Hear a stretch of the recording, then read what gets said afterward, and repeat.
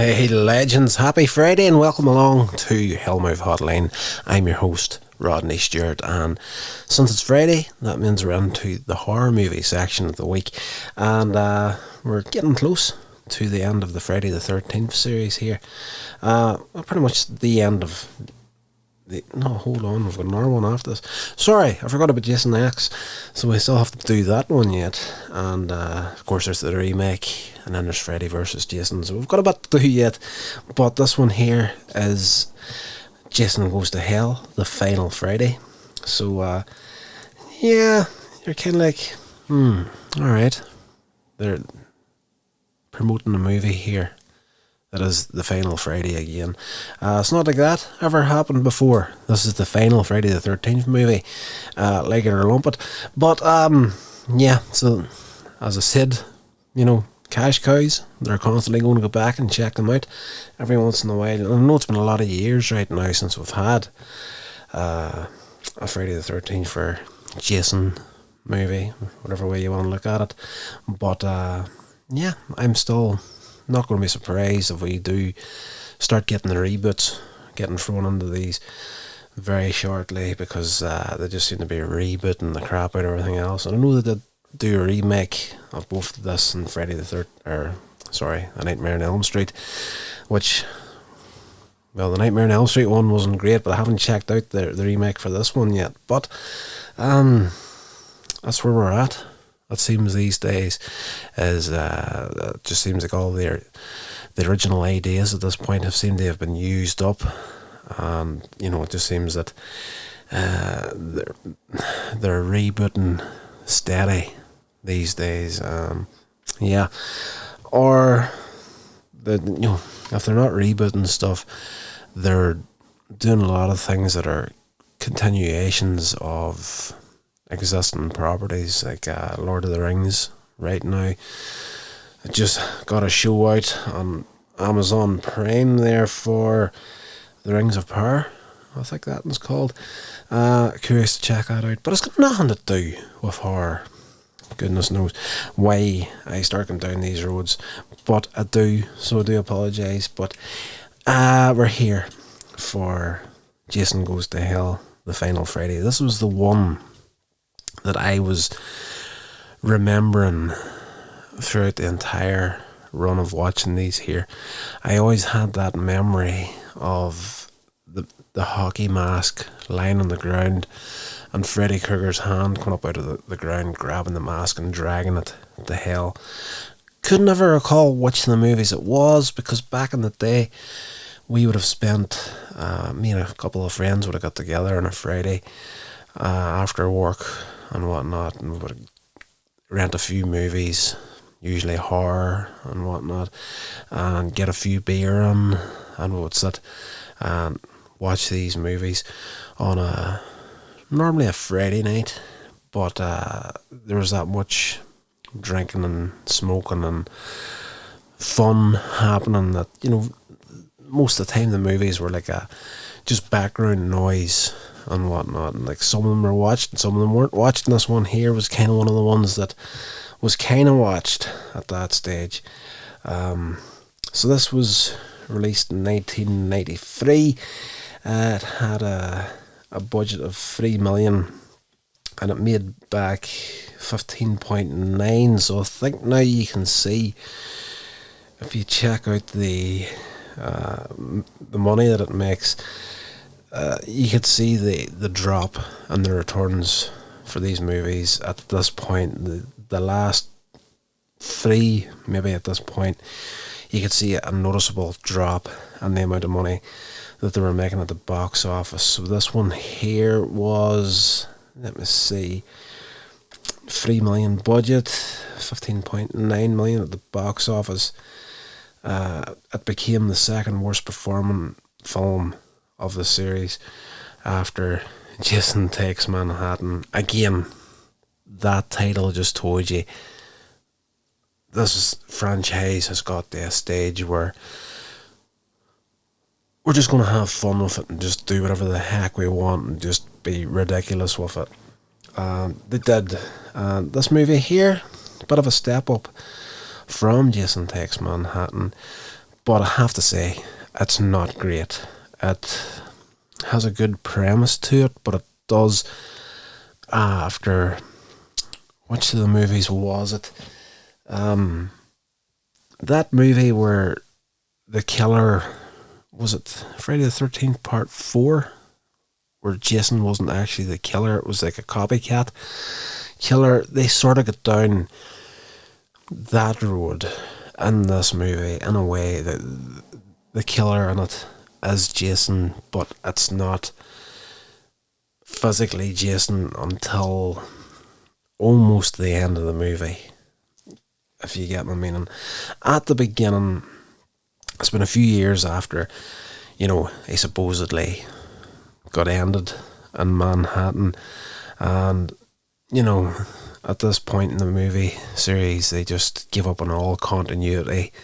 And at the beginning we've got Jason in full form, hockey mask and everything, and he's trying to kill this girl by a lake. Standard issue Jason movie at the beginning, but turns out she's an undercover FBI agent, and she's there to lure Jason. There's a new name for you. She's there to lure Jason into an ambush that's been set up where the FBI and SWAT teams and you name it, helicopters, the works, turn up and literally blow him to pieces. And his remains, they're sent to the morgue. This is all in the opening few minutes of the movie. By the way, Jason gets absolutely obliterated by bullets and grenades, bombs, you name it, everything's thrown at him. He's blown to pieces, and the remains are taken to a morgue where his heart is still beating. So no shock there. Jason's not going to go out very easily in these movies at all. But this is really start to go down that road where the killer is Jason, but it's Jason in other bodies. The heart's beating, it kind of possesses the coroner, and he actually lifts the heart and bites on it and eats it, and that allows Jason's soul to possess him, essentially. So he goes off in another killing spree in the coroner's body. He escapes the morgue, kills another coroner in there, a nurse as well. 2 FBI guards are taken out too. At Crystal Lake, Jason finds teens are turning up now that they've discovered that Jason's finally been killed. Let's go and camp in the place where he used to kill people, just to say we were there, we've done it. And unfortunately for them, Jason turns up in the body of another person, kills them anyway. 2 police officers are called to investigate the murders, and Jason kills one of them and possesses the other. So he's jumping from body to body in this one, and so the effects of what happens the body after the soul leaves and goes to another one, the body just sort of decomposes where it's standing. It's very, very well done. I have to say the effects in this movie are fantastic. There's a bounty hunter in here called Crichton Duke, and he discovers that only members of Jason's bloodline can truly kill him. So that's the setup to this. You get into these ridiculous ideas in the movies and whatnot, and people will either go with it or actually hate it. But it's. I find that if someone creates a series, and I've got a very, very unique way of looking at movies these days. A lot of people either love movies or absolutely hate them. I can see them for, having tried to do a few zero budget projects of my own. I can kind of look at them now as, it is what it is. It'll either be something that I like, or it'll either be something that's just not my thing. I refuse to actually hate movies at this point. Although if you do go back and check out one of my short films, Twilight. I do take a stab at that movie series and that short movie, but it is what it is. And in all honesty, I should sit down some point and actually watch Twilight properly. But I digress. I digress a lot here. Yeah, so you're either going to love it or hate it. I feel that, you know, if you, and this is completely off subject, but if somebody is in, like myself, is interested in actually trying to create their own content at some point and make a short film into themselves, you don't actually have the, you shouldn't be arrogant enough to actually really start hitting on the work of other people, because if you're going to do that there, whenever you do eventually make something yourself, it better be the next Schindler's List or something out there. It better be flipping The Godfather. You better, if you're going to produce something, it needs to be gold if you're going to start hitting and stuff. So part of me in this movie was kind of like, okay, right, we've got a setup here where this guy's worked out how he can kill Jason. Has to be a blood member of the family.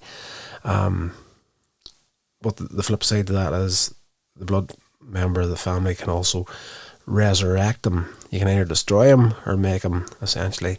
And there's this magical dagger that pops up at the end of the film, and you can only kill him if you use this. So it's one of these things where you're either going to accept it, you're going to be like, ugh. But me, having tried to make my own stuff, I'm just like, okay, probably not what I would have done, but it is what it is. The people own this series of movies, they own the rights to make a movie. It's down to them. That's either going to be a good choice or a bad choice. I'm not going to lose any sleep over it, but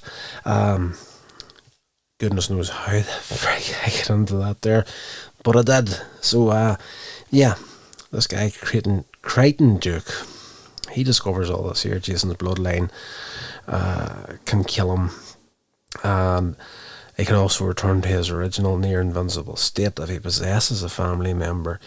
So he needs the blood of his bloodline to resurrect himself. The only living relatives of Jason are his half-sister Diana, her daughter Jessica, and Stephanie, the infant child of Jessica, and a guy, Stephen Freeman. So he's one of the main characters in here as well. Jason manages to get to Diana's house. This guy Stephen bursts in and attacks him, and in the chaos, Diana is killed. His half sister is murdered. Jason escapes in the body of this police officer at this point. Stephen, he's then blamed for Diana's murder and arrested.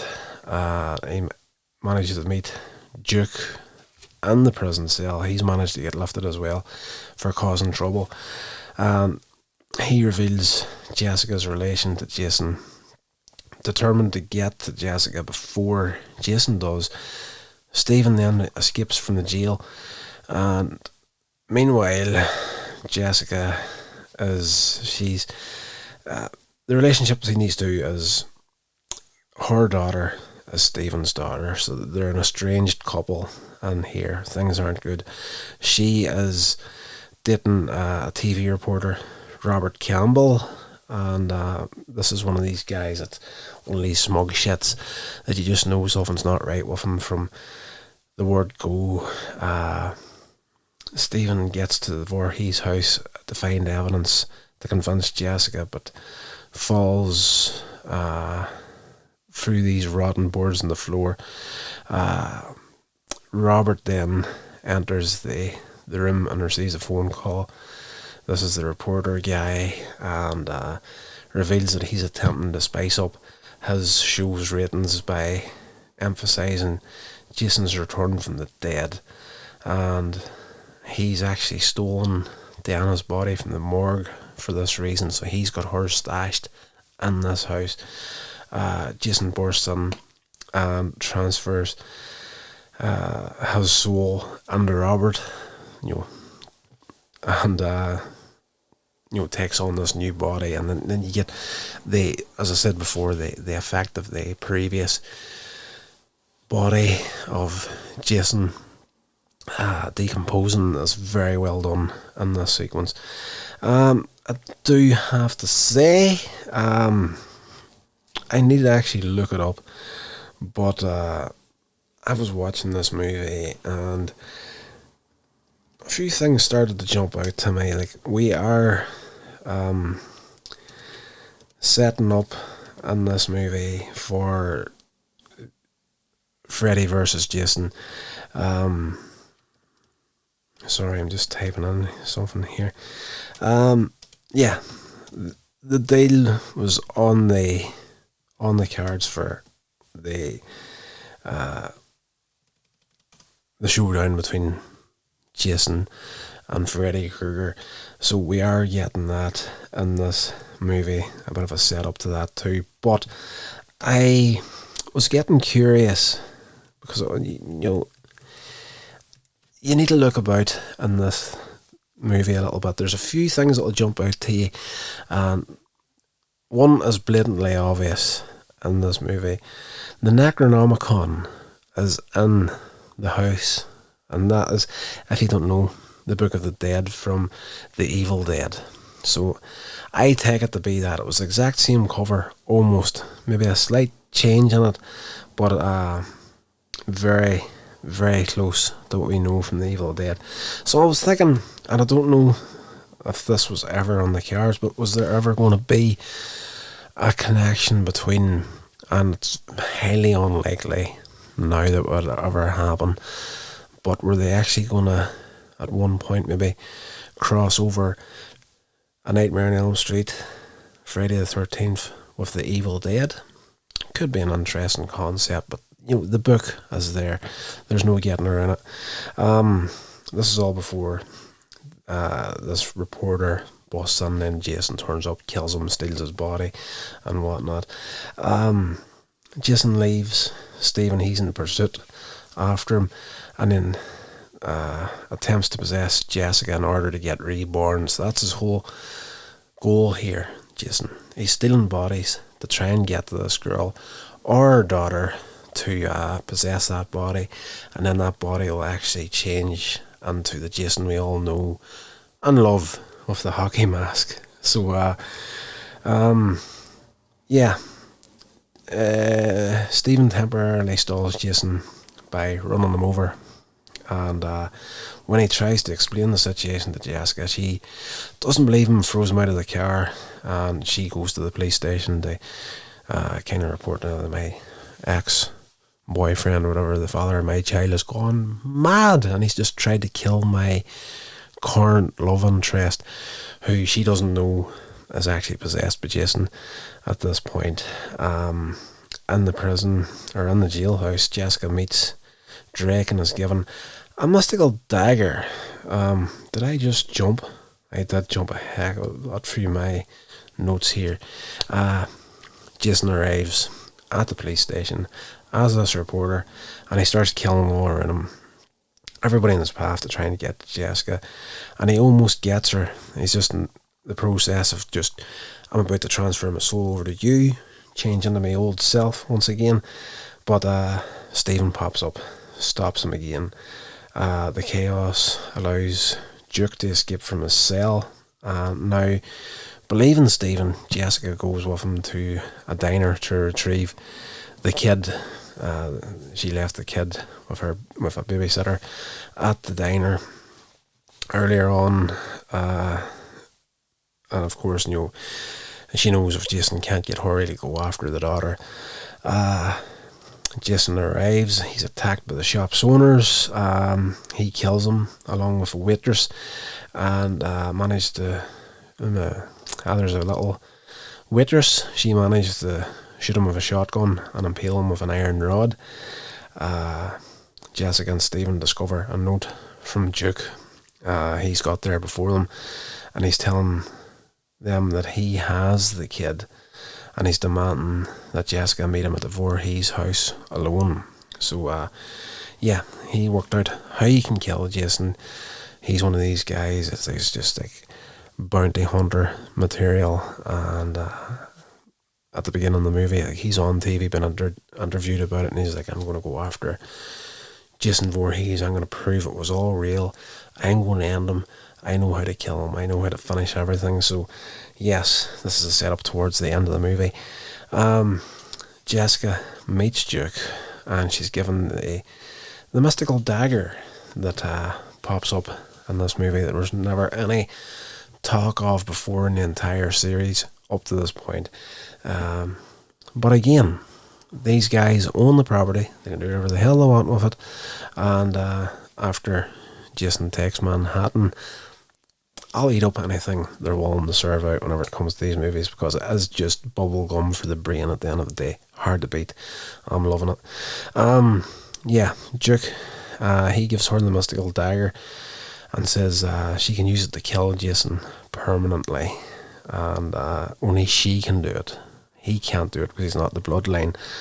A police officer enters the diner where Robert possessed, transfers his heart into him. So yes, Jason's got an new body. Back at the house, Duke manages to fall through the floor into the basement, and Sheriff Landis and Officer Randy confront Jessica. Landis, he's accidentally killed with the dagger, which Jessica then drops. Jason, possessing this guy Randy, attempts to be reborn through Stephanie, so he goes after her one last time. But Stephen arrives at the last second and severs his neck with a machete, and Jason's heart, which has grown into a demonic infant.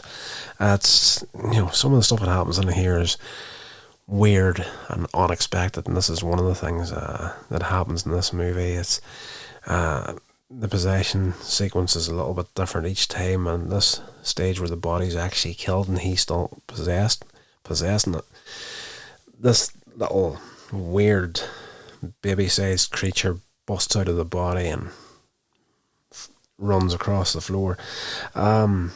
Yeah, Stephen and Jessica pull Duke out of the basement as Jason's heart, the baby, demon baby sort of thing, discovers that Diana's body, who died earlier in the movie, is in the basement of this house. Of course, it's the reporter stole the body earlier on to make it look like there was more to what's happening than what people actually believed. So the realization starts hitting everybody at the same point in the movie. It's like, okay, Jason needs the bloodline, his own bloodline, to be reborn. Does the body have to be alive? And everybody takes, that moment where the realization starts to hit them. Oh, maybe the body doesn't need to be alive. So Diana, that died very early in the film, her body is in the basement. This demonic infant version of Jason realizes what's happening, and he enters the body, and he is reborn. Now, the bit that, and again, it's one of these things whenever you start to learn a little bit of filmmaking, where you're starting to really know continuity on all that sort of stuff, and would this actually happen, or would it be slightly different? And if you're going by continuity, Jason should have turned up all haggard, no mask, disfigured, not a stitch of clothes on him, because he just was reborn. This is a fresh body. It's the Jason body, but it's a new version of the Jason body. But he busts out fully grown with the overalls on, and the hockey mask is right there. So it's like, it's one of these things where you're like, yeah, it's a bit of a jump in believability at this point. But again, bubblegum for the brain. I'm loving it. So the final fight starts. Jason, or Stephen and Jessica attempt to find the dagger. Duke attacks Jason and he gets killed in a bear hug. Jason turns his attention to Jessica before Stephen tackles him through a window out into the garden of this house. The two are fighting while Jessica retrieves the dagger. And this fight goes on for a heck of a long time, I felt. Just knowing how brutal Jason Voorhees can be. And you see him taking out people in very short order, with very, very little effort put into it, really. But this final fight here lasts for a bit.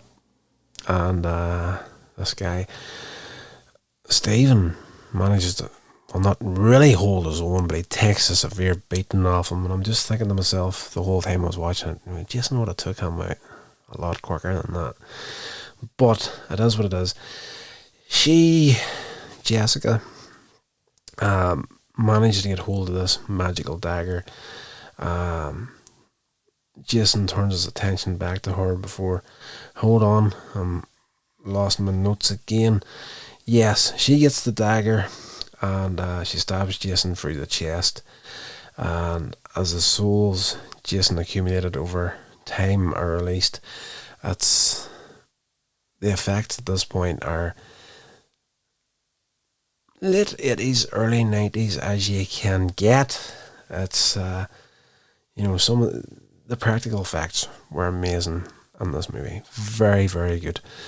But those effects of like the souls escaping the body, just I think you could do perhaps better right now with your average iPhone and a few free downloads. You could probably match this or make it better, but it is what it is. It's right up there with the souls escaping Freddy Krueger and his movies.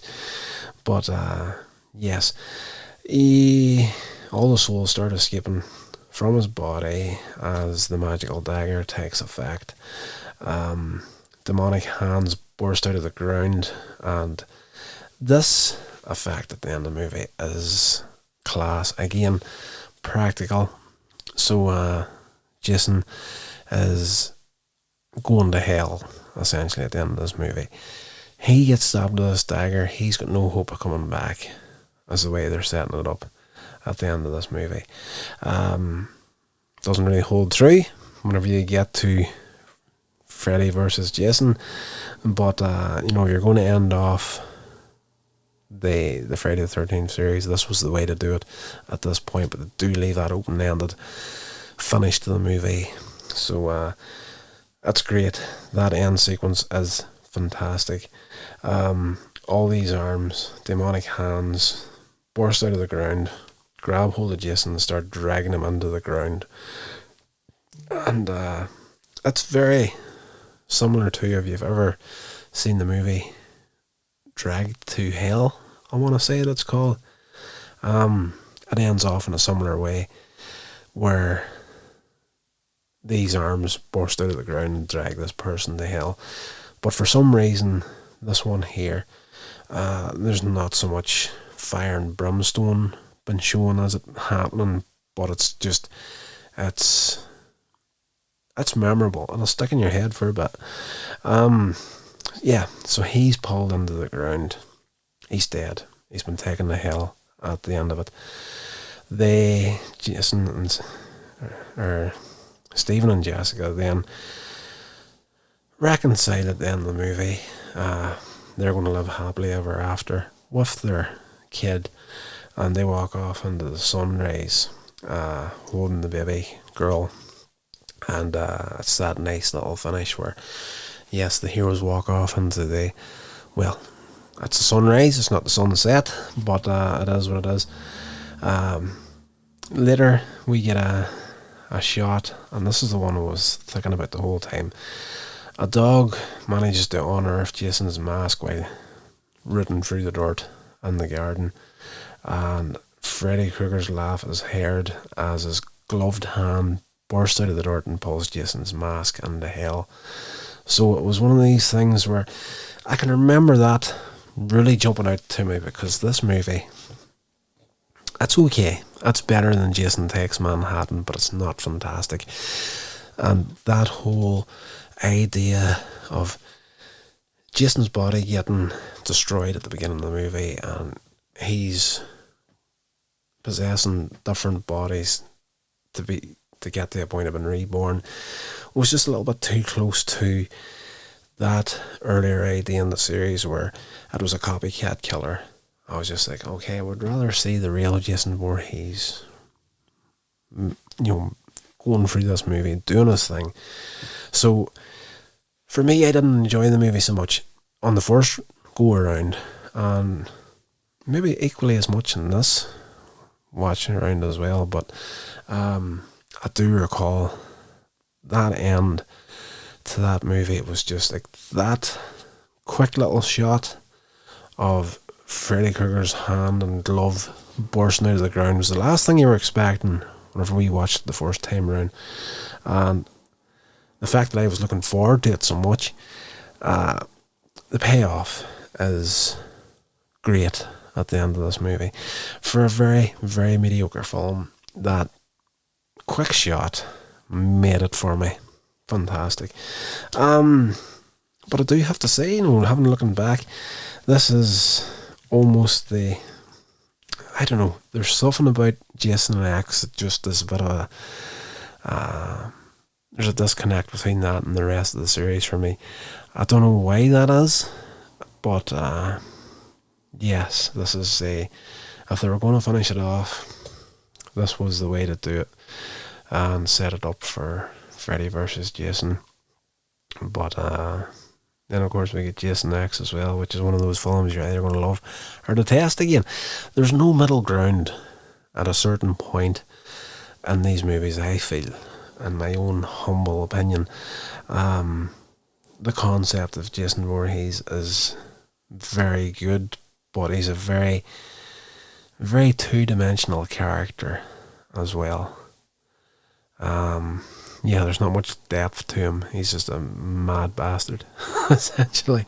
Right. I need to try and mind my language in these podcasts from here on in, because I'm actually putting them onto YouTube as well right now. So I don't know. It's one of these weird things where you want to be yourself and just let your thoughts and everything out there in its purest form. But you can do that in a podcast. You really can. They're not as restricted, but now that I've started to put these onto YouTube to kind of help get the show up in the search engine. I'm kind of more conscious of what I'm saying and how I'm saying it. So it is what it is. But yeah, that's going to do it, guys. I don't think there's much else to say about this movie. It is what it is. It's bubblegum for the brain. It's a horror movie. It's a Jason movie. It does its thing. Let me just see if there's anything else in this little search I've got up here on it. Just going through the characters' names.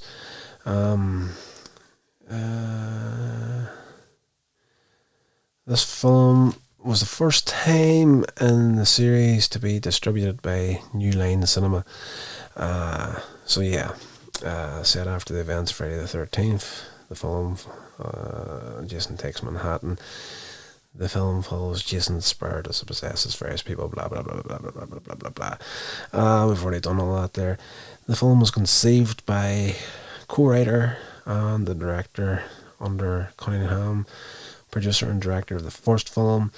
After low box office returns for Jason Takes Manhattan, Paramount Pictures sold the character rights of Jason Voorhees to New Line.